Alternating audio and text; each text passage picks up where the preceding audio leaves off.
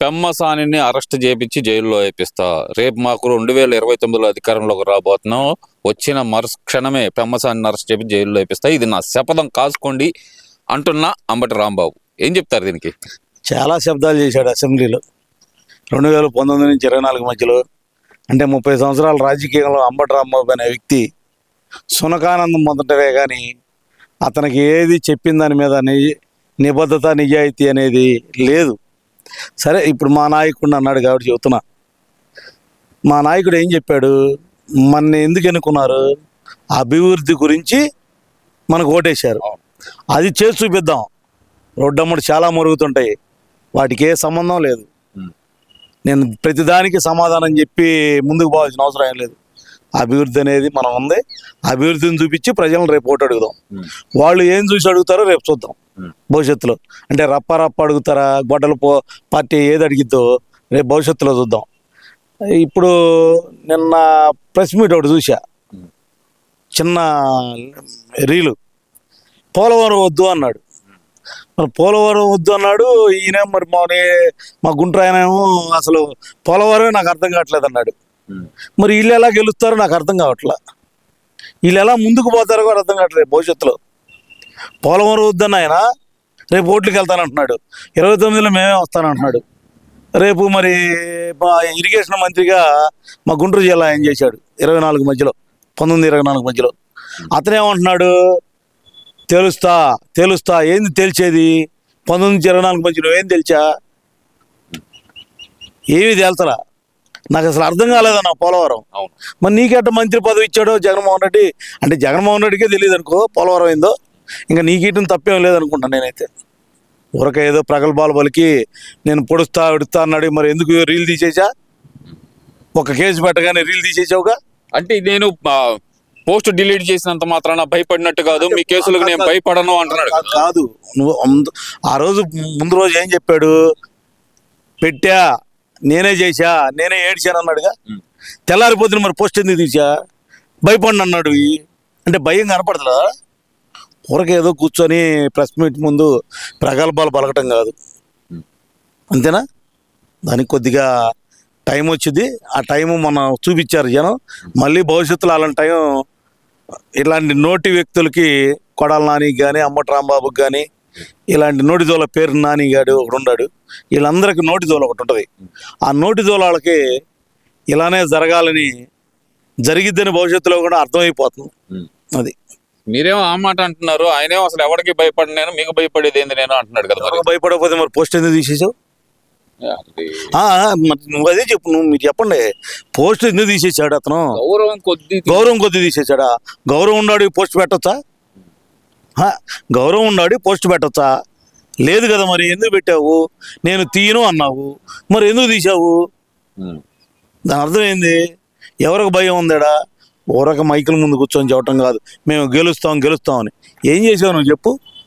ఈ 2 సంవత్సరాల్లో పెమ్మసాని అనే వ్యక్తి 622 కోట్లు తీసుకొచ్చాడు గుంటూరుకి. నువ్వేం తీసుకొచ్చావు? 19-24 మధ్య నువ్వేం చేసావు? గుంటూరులో ఏమన్నా తట్టమట్టేసావా? ఆయనది సత్యనపల్లి కదండి. సత్యనపల్లి అయితే మన గుంటూరులో కూర్చొని ఎందుకు ప్రెస్ మీట్ పెడతాడు? అంటే ఇప్పుడు గుంటూరు నేను అడుగుతున్నా, అందుకని గుంటూరు కాబట్టి గుంటూరులో ప్రెస్ మీట్ పెడతాడు. గుంటూరులో అడుగుతున్నా. ఏం మరి సత్యనపల్లి డెవలప్మెంట్ అంతా ఆయనే చేశాడంట కదా. ఎటు నుంచి? కోడెల గారు చేశారు. సత్యనపల్లి వాళ్ళు అడగండి. కోడెల శివప్రసాద్ గారు చేశారు. పెద్ద ఏడున్నాడు మహానుభావుడు. వీళ్ళ దరిద్రానికే ఆయన చనిపోయాడు, వీళ్ళ అతి వల్లే చనిపోయాడు. జగన్మోహన్ రెడ్డి ఆడొకటితో ఉన్నాడు స్పీకర్, తమ్మినేని సీతారామని.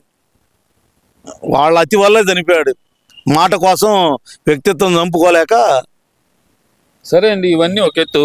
ఏంది నిన్న ఇటు జగన్మోహన్ రెడ్డి పర్యటనలో జంజీ ప్రభంజనం అంట, జడ్ అనేది ప్రభంజనం సృష్టించింది. నిన్నంతా యువతే ఉన్నారు అక్కడ అంటున్నారు కదా. కరెక్టే, మరి యువతే ఉన్నారు కదా. నువ్వు వెళ్ళిన పొగాకు బేళ్ల మీద నిలబడి నువ్వేం రాజకీయం చేస్తున్నావు? నువ్వు వెళ్ళింది దేనికి? పొగాకు మద్దతు ధర కోసం. ఆ పొగాకు బేళ్ళనే తొక్కేసావే. పాపం ఎంతమంది ఏడుస్తున్నారు చూసావాడా? ఒక ఆమె ఓట్లయితే డబ్బులు కాజేశారంట, డబ్బులు కాజేసి హోటల్లో పగలగొట్టి వెళ్ళారంట.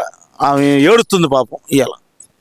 ఆమె చెబుతుంది మళ్ళీ ఇంకొక వీడియో ఏదో వదిలేదు, మేము అయ్యో మేము అలా ఏం లేదండి, నేను జగన్మోహన్ రెడ్డి ఫ్యాన్ నేనండి అని చెబుతుంది. బ్రదర్, ఎప్పుడైనా ఫస్ట్ వీడియో న్యాచురల్గా ఉంటుంది, రెండో వీడియో చెప్పినట్టు ఉంటుంది. ఎప్పుడైనా గుర్తుపెట్టుకో, ఫస్ట్ వీడియో బాధలో చెప్తారు, రెండో వీడియో భయపెట్టి చెప్పిస్తారు.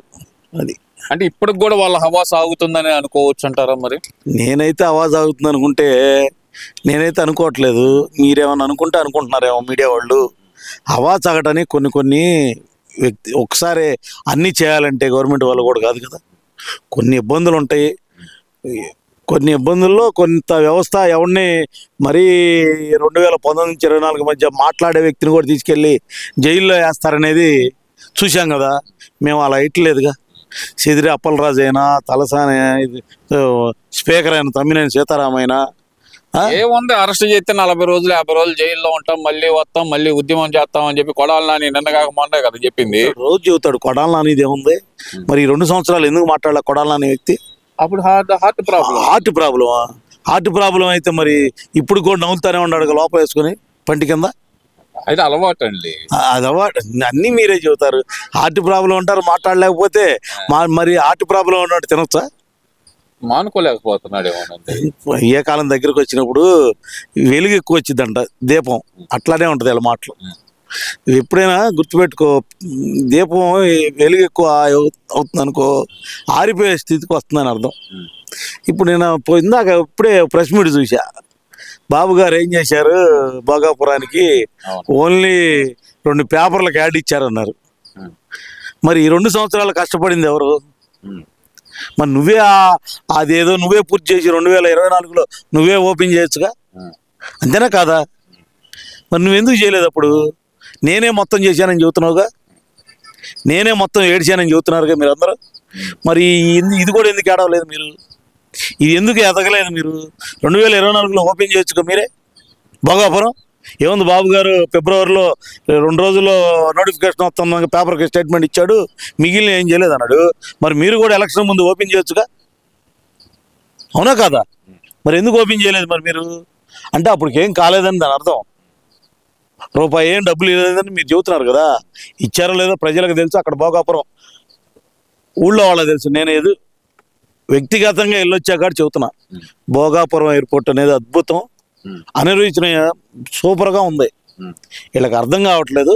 రేపు భవిష్యత్తులో శంషాబాద్ ఎలా డెవలప్ అయిందో భోగాపురం అలా డెవలప్ అయితే ఇక మొత్తం మేమే చేసాం నిద్రలో కూడా వీళ్ళు కలగంటారేమో. మొత్తం మందేనో డబ్బంతా భోగాపురం అయింది, పోలవరం కూడా మాదే అని చెప్తుంటే పక్క నుంచి గురు. మేము 72 చేసామని చెప్పాం, శ్వేతపత్రం విడుదల చేశాం అప్పుడు వెళ్ళబోయేటప్పుడు. మరి వీళ్ళు ఎంత చేశారు? ఉన్న కాపర్ డ్యామ్ కొట్టుకుపోయింది, వేసిన కాపర్ డ్యామ్ కొట్టుకుపోయింది. కాపర్ డ్యామ్ ఏందనేది మా ఇరిగేషన్ మా స్పెషల్ మంత్రి ఉన్నాడు అంబటని, నోరు బారేసుకునే మంత్రి.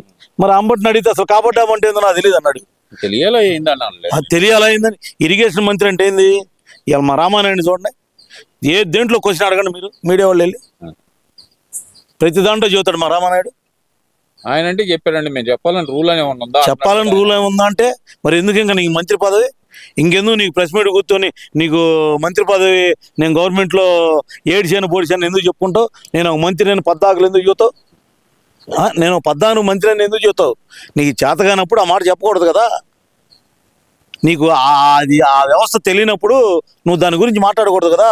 30 సంవత్సరాలు పట్టింది నువ్వు ఒకసారి గెలిచి రెండోసారి గెలవటానికి. అంటే నీ క్యారెక్టర్ ఏందో అర్థమైంది, జనానికి తెలుసు కదా, వ్యవస్థ అర్థమైందిగా. 30 సంవత్సరాలు నువ్వు ఎందుకు గెలవలేదు? ఆ రోజు ఎందుకు గెలవాల నువ్వు? ఇవాళ కూడా ఎందుకు గెలిచావు?